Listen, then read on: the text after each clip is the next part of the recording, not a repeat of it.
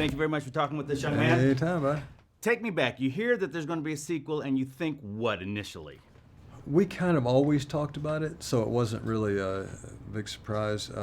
We knew eventually we would do one. Over the years, though, I imagine people have come to you with different ideas. Why did this one work for you?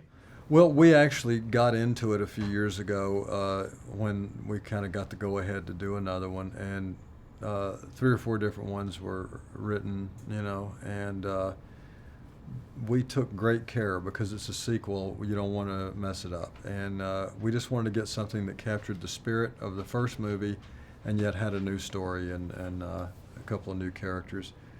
And we carried the emotion a little further this time, and we carried the raunchiness a little further this time, but we didn't get into like a wacky, broad one like a lot of times a comedy will do in a sequel if they do it right away, because it's so close to the other one that they just have to, it's like, well, it's the same people, the same age, and all this stuff. We'll just have to make more. Yeah. And then in this case, you have this natural interest, built up because Thurman is now 21 years old.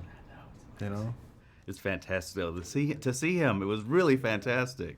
Pretty amazing. And we brought in Mom, which I thought was a genius element. Not to mention Kathy Bates. Oh yeah, Kathy's terrific. I've known Kathy a long time, and she's terrific. And it was a good thing having the mother character, because that sort of shows you why Willie came up the way he did. It's like, wow, that's your mom. Okay, no wonder you're drunk all the time. So. Yeah, it was. It seemed like a perfect cast of people to put together, and then Christina Hendricks also, who's a lovely and wonderful person. Why are we not disgusted and totally turned off by Willie? Because I know Willie. I think people know that Willie was, an abused, neglected kid who, at the end of the day, has a heart. He's afraid to love anything because he's afraid he'll lose it or it'll get screwed up. I think that's what people see in him. And also I think they just like the fact that he's a guy who just says whatever he says, if like somebody's in the grocery store line being an ass, and Willie lets them know, and I think some people,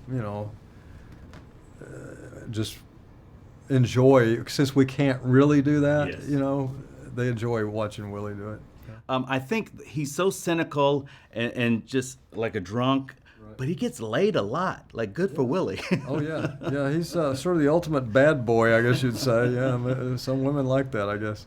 I like to think that when Santa, Willie, is talking to the kids, that you guys have put the kids in another room, but it's not. In reality, they're sitting right there. What is that like?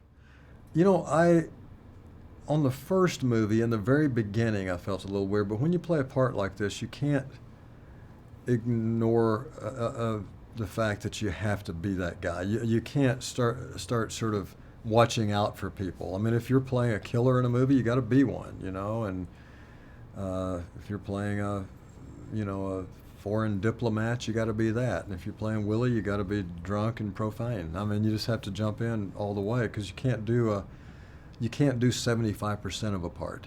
You know what I mean? You have to do 100%. And the kids just understand.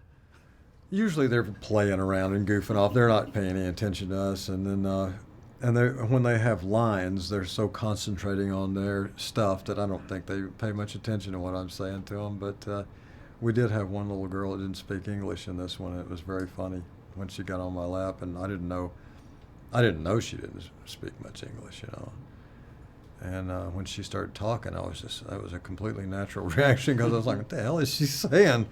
It's pretty funny.